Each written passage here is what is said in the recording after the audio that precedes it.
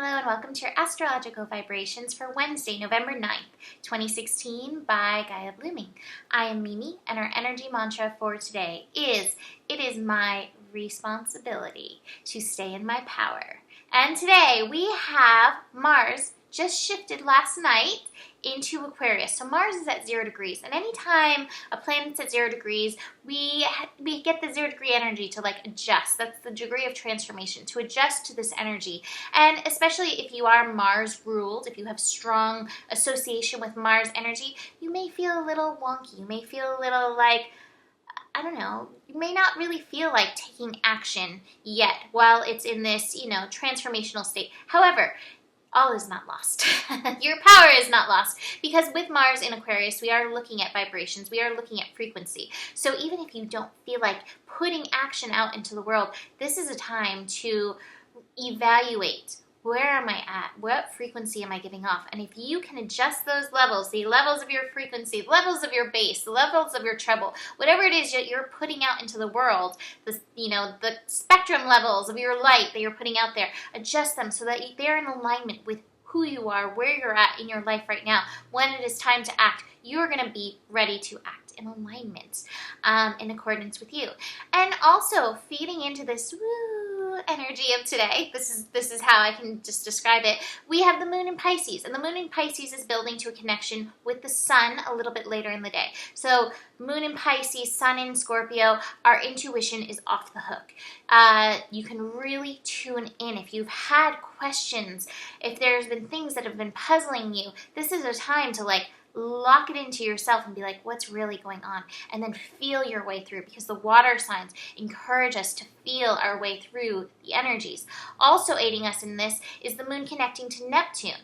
And so when this happens, there is sometimes with the moon connecting to Neptune that we can get into kind of a fog, and it can kind of get a little too almost esoteric for us. Our brain's like, wait, what's really happening? And, the universe is filling in these answers for us, and we're like, is that true? I don't really get this. I don't really understand that.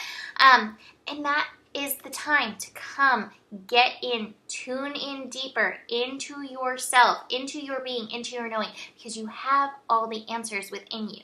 And we get so caught up in looking without. And there's going to be that want, that desire to look without today. As the moon connects with Saturn, we are going to be wanting to look at the books, looking to our oracles, looking to the astrology for answers. Why is this happening? Why is this happening right now? And all of the answers are in you if you can come back in and tune back in. And in fact, looking outside of yourself so much right now may get a little confusing. This could bring in that element of schizophrenia, the element of indecision, the element of there's so many answers. Come back into your oneness. Come back into you. I encourage asking questions. That's how I've gotten where I am. But ultimately, nobody can ever give you the information that you really need. What the information that you really need is in the light. It's in the fire within. So coming back into this area will really help.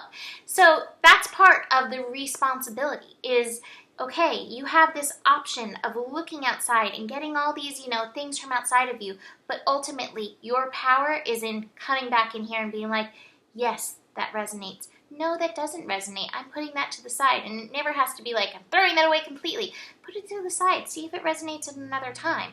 But keep coming back into your power, into knowing who you are. A divine piece of the universe, a divine piece of all that is, that has knowledge of all that is somewhere within.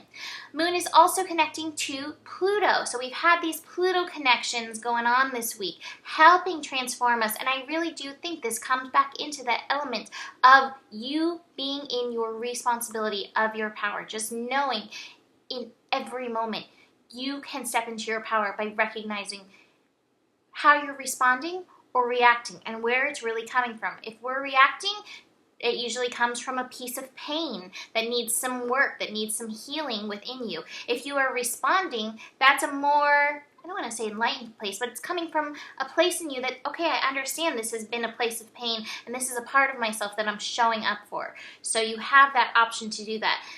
The other thing that I want to mention is that I'm going to show you my card, and we've pulled this card before. It's the card of the wild swans, with basically her brothers were turned into swans, and she had to work with nettles in order to change them back to back from swans to people. And everybody's like, why are you really doing this? Why are you hurting yourself doing that? And she was like, hey, And she couldn't talk. That was part of the rule. She couldn't talk. She couldn't justify what she was doing. She just had to be true to herself. And she did that. And, you know, everything turned out for her. Everything turned out beautifully. But this is where we get, like, everybody else's ideas of right and wrong and all that. You've got to be single-minded and like, hey, this is right for me. This is what I've got to do. And I have the isolation card. And sometimes when we're on that path and nobody else really understands what's going on, you're like, but I got to do this. This is what feels right for me. You don't owe anybody justification. You've just got to be true to yourself.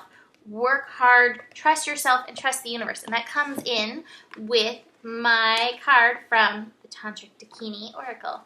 I have the Fool card. And I love what they say about the Fool card in here. It says, this is related to the Fool of the traditional tarot, but his attributes are more cosmic. He does not carry the idea of immaturity and folly, but is an enlightened player of the game of life. And this is reminding us of the game of life, maintaining humor in all situations as a hotline to understanding the situations of life. Don't get caught up in concepts of inevitability or destiny. Realize that all situations are but jokes of Brahma, the Joker. Become the Joker, accept the humor of situations, the gaining of ascendancy.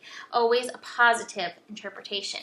So, you know, you're playing your game. Are you playing it your way or playing it somebody else's way? There's a lot of that energy during Scorpio and realizing you got to play it your way. The final card that I have that I didn't show is the exhaustion card. I think that relates to the fact that Mars is still at 0 degrees and we're just getting used to this Mars and Aquarius energy. So work with your frequency, mold it so that it's true to you, and then move from that place. So that is it for today. Book a reading. I have my reading sale still going, 25 minutes for $30. You can find that at GaiaBlooming.com.